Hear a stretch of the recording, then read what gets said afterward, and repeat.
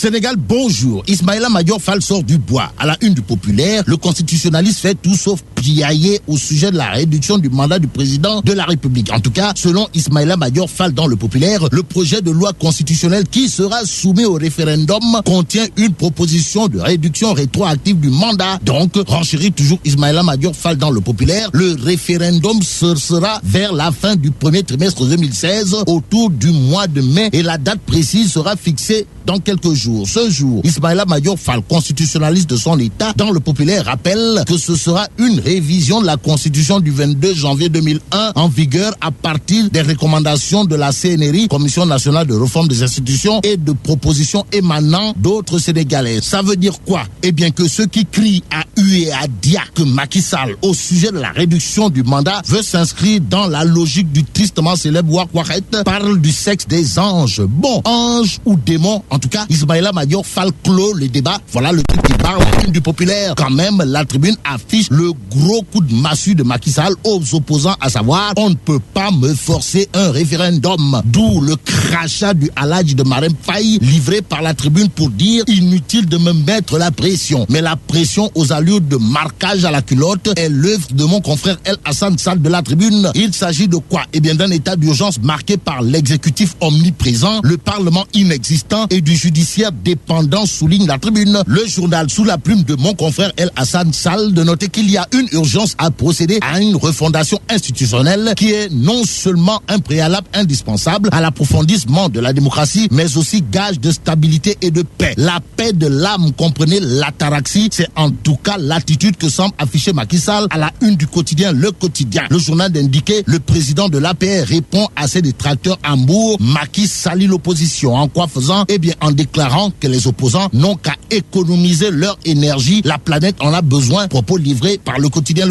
Le journal de noter d'autres propos du Alhaji de Marème, à savoir, la candidature des alliés, c'est le cadet de mes soucis. Et c'est sans souci que Macky Sall, d'après Le Populaire, solde des comptes. D'abord, il répond à Idi en déclarant, selon Le Populaire, votre cœur brûle à chaque instant et vous n'y pouvez rien accepter la décision divine. Aussi, Macky Sall n'a pas manqué de remonter les bretelles à ces sauvageons de la Cogère en leur demandant d'éviter d'avoir les attitudes de folie des grandeurs, révèle Le Populaire. Walid Fadri Laurent, pour sa part, semble souligner une colère épidermique du locataire de luxe du Palais de la République au référendum et la réduction du mandat. En tout cas, Macky Sall s'emporte. Voilà le titre qui barre la une de Walid Fadri Laurent. L'Observateur, l'Obs de titrer réduction du mandat, critique de l'opposition. Macky met les points sur les i. Mettre les points sur les i au sujet de Malick Gakou, la Tribune nous informe, c'est en tout cas le mode d'emploi des apéristes de Guédio. Le député Sedina Fall Bouganzeli et compagnie de l'APR se sont défoulés sur Gakou, révèle la Tribune. Dans les colonnes du journal du groupe des médias, on peut lire les coups de massue de l'honorable député Sedina Fall Bouganzeli contre le leader du grand parti Soukali Sénégal, à savoir Malick Gakou est en train de rêver car il est dans un sommeil profond, mais le réveil sera très dur pour lui. En tout cas, Bouganzeli a multiplié par 0 Malick Gakou en rappelant que lors des locales, le leader du grand parti n'a même pas gagné son bureau de vote, renseigne la Tribune. L'évidence quotidien, toujours sur le meeting APR à Guédiawaye, nous livre que Bouganzeli guillotine Gakou et éclipse Aliou Sall. À propos de l'APR de Kaolack, l'évidence révèle les propos de la ministre de la Femme, Mariama Sarr, à savoir, il n'y a aucun problème. Ça veut dire quoi? Eh bien, ça veut peut-être dire, d'après Mariama Sarr, qu'à l'APR de Kaolack, il n'y a pas de problème, mais des détails. Celui qui refuse de faire dans les détails avec le groupe Futur Média, d'après Zoom Info, c'est Almami Youssou Touré. Monsieur le ministre secrétaire d'État à l'alphabétisation a, d'après Zoom Info, juré sur tous les saints avant de déclarer « Je ne vais plus suivre ni lire les organes du groupe Futur Média qui s'acharnent contre ma personne ». Ainsi, on peut désormais retenir, d'après Zoom Info, dans ces colonnes, qu'entre Almami Youssou Touré et le groupe de presse de son homonyme Youssou Ndour, c'est désormais courte queue se paye par courte queue. Et c'est à la queue leu